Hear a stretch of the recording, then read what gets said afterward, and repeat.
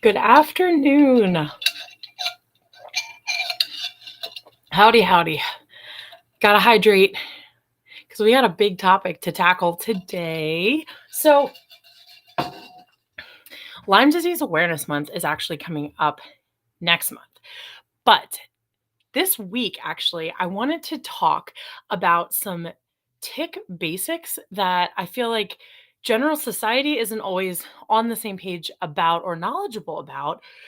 And I think this is super important because, as I said in the description here, if you don't have Lyme or tick-borne illnesses or co-infections yourself, you definitely know someone that does. If you know me, you know a couple people that do, myself and some of my kiddos. So I think this information is important for everyone, mostly because of the phrase, keep your friends close, but your enemies closer. And I consider ticks one of my enemies.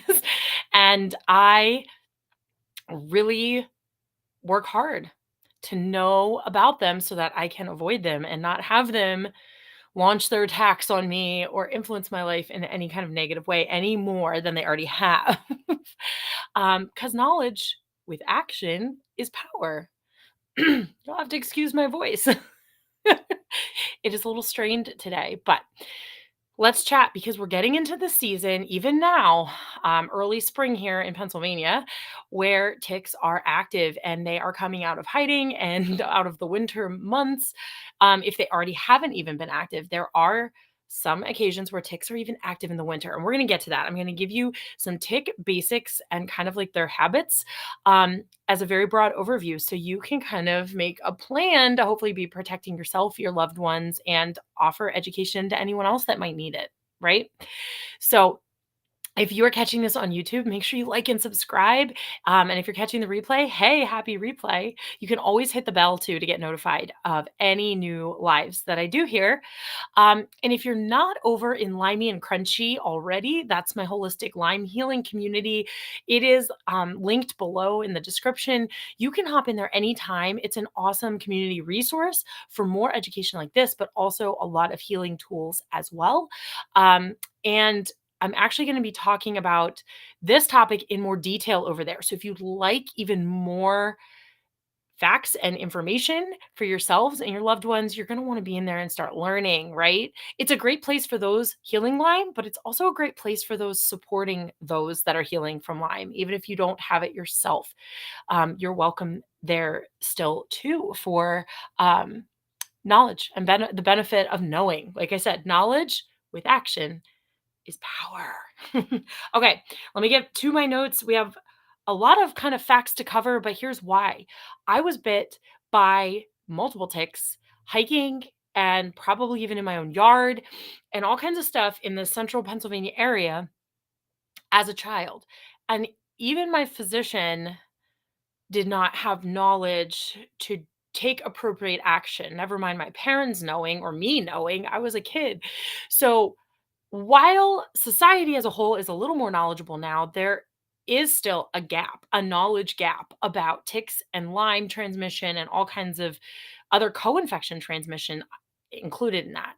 So throughout this week, we're going to talk more about actual bites and what to do in the sad event that occurs. But for now, let's talk ticks and their habits and their rituals and their all the little details we need to know so that we are not living in fear and angst of them, but we're living in the empowerment of knowing how to be safe and how to take care of ourselves and work around them. Ticks are like other negative stuff in life, like fear and worry and anxiety and sadness and other parts of life that are hard. Ticks are part of that too. They're a part of life that exists that we can't necessarily eradicate completely. Um, maybe eventually there's a way with ticks, but let's consider it like fear, for example.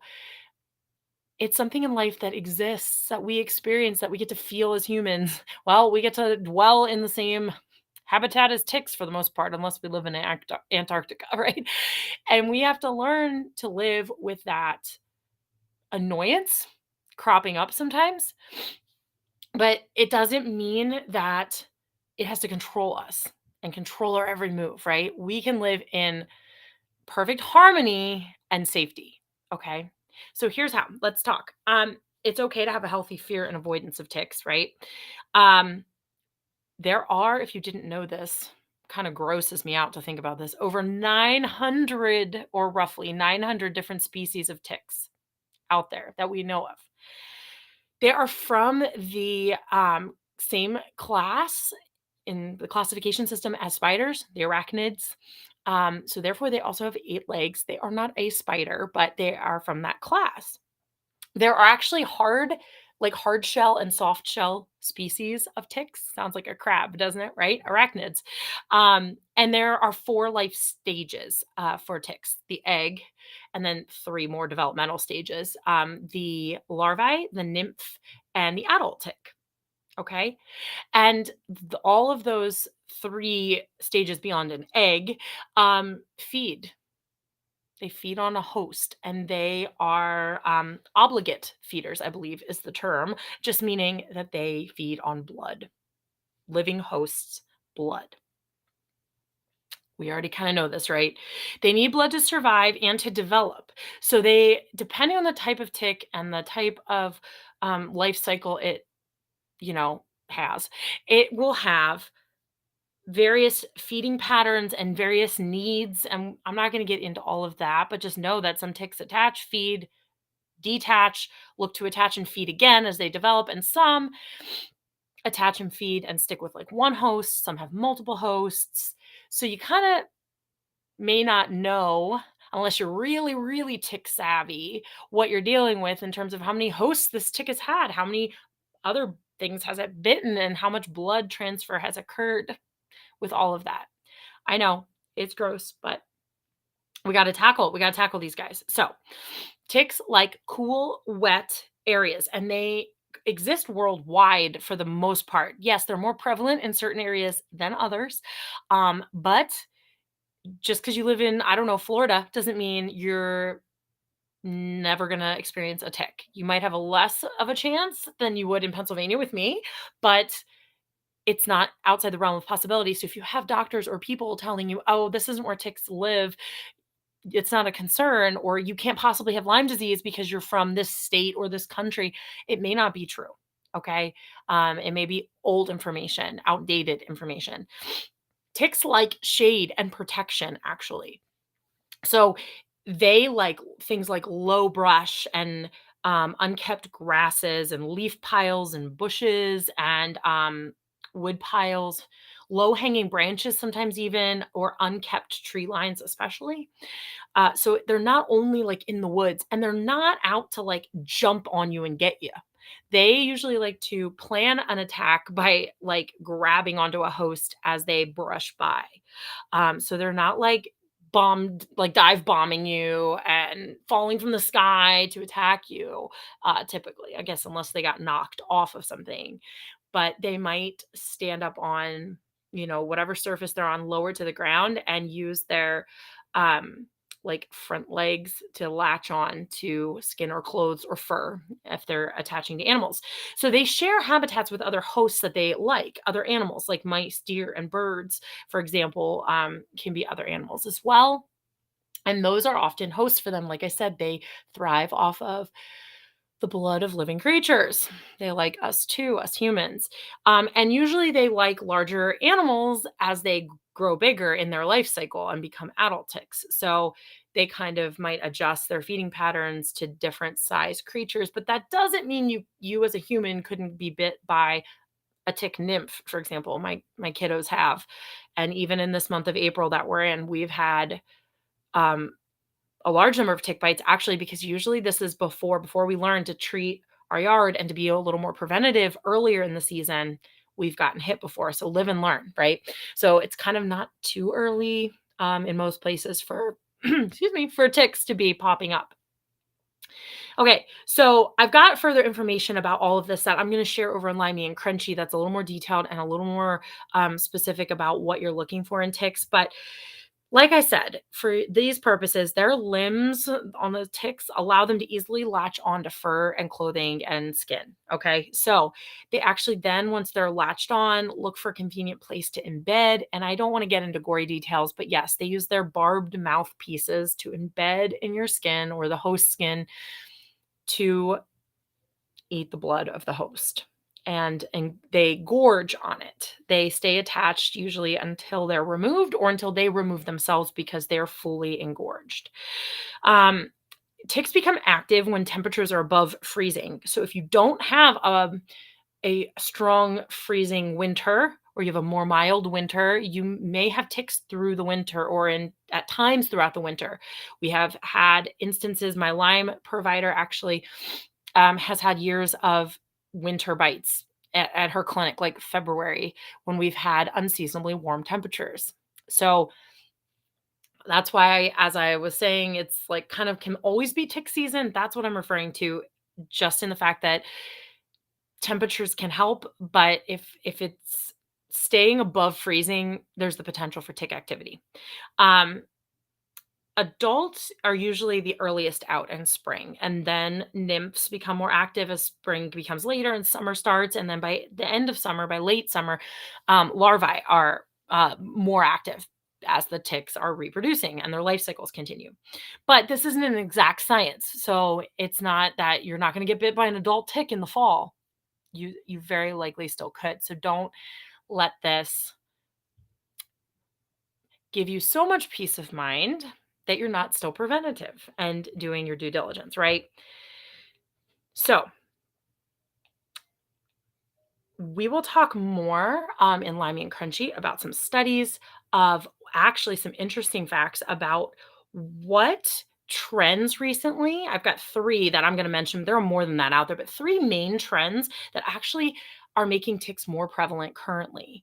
And they are based on some geographical and scientifical things going on, which is a very interesting little side note. So, if you want to hear more about that, hop over and Limey and Crunchy for the live over there. But the bottom line is, we're going to talk more about prevention later on, but I'm going to give you a little bit now because, of course, you're like, ew, and all grossed out, and now I'm all itchy myself. Ugh. Ticks, what do we do? Well, maintenance of yard area and outdoor areas is key. Yes, if you're walking through an unkept wooded area, in actual nature lands, it's tricky and you're going to have to do more personal prevention than you're going to be able to you know, landscape the woods. But at home, you can do things like keep your lawn in order and keep any brush piles, cleared out or burned or whatever. Um, you want to keep low hanging branches and bushes trimmed and all that kind of stuff. Know that ticks like I said, humid protected areas. So think about it from the viewpoint of a tick. What in your yard could yield extra moisture or extra protection that they could hide out in? And then deal with it if you can, or treat for it. And we'll talk about treatment for your yard and your area later as well. So stay tuned this week when you see me going live. I have a great series planned for you all.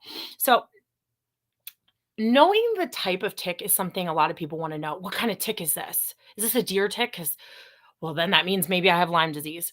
I want to end by saying knowing the type of tick that bit you, if you would get a bite, or knowing the type of tick you might see or be treating for in your yard or whatever, is not always the most crucial piece of information because multiple varieties of ticks actually carry multiple types of diseases, and it's not anymore thought to be specific to only certain types of ticks typically. Okay. There are actually other bugs that can also carry some of these same diseases now, too. I hate to say it. But that being said, I would tell you to be less concerned with the variety of tick you're dealing with and more concerned with your preventative measures and your post tick encounter measures, whether it's a bite or you just come across one. And like I said, we're going to talk more about that later this week. So just be aware. I've got more solutions for you coming. Okay. So now I want to know, what are your tick related questions? Now that you've heard all of that, was there anything new to you that you didn't realize? And if it was a good review and you already realized most of it, great. Tell me your next set of questions so I make sure to address it for you either throughout this week or in Lyme Disease Awareness Month in May, when I'm going to have even more content coming your way. But in the meantime, get into Limey and Crunchy so you can get all the insider info that you could ever want, including additional information about this topic today. And then stay tuned the rest of this week for even more TikToks coming at you. But knowledge with action is power. We live empowered to heal. Take care.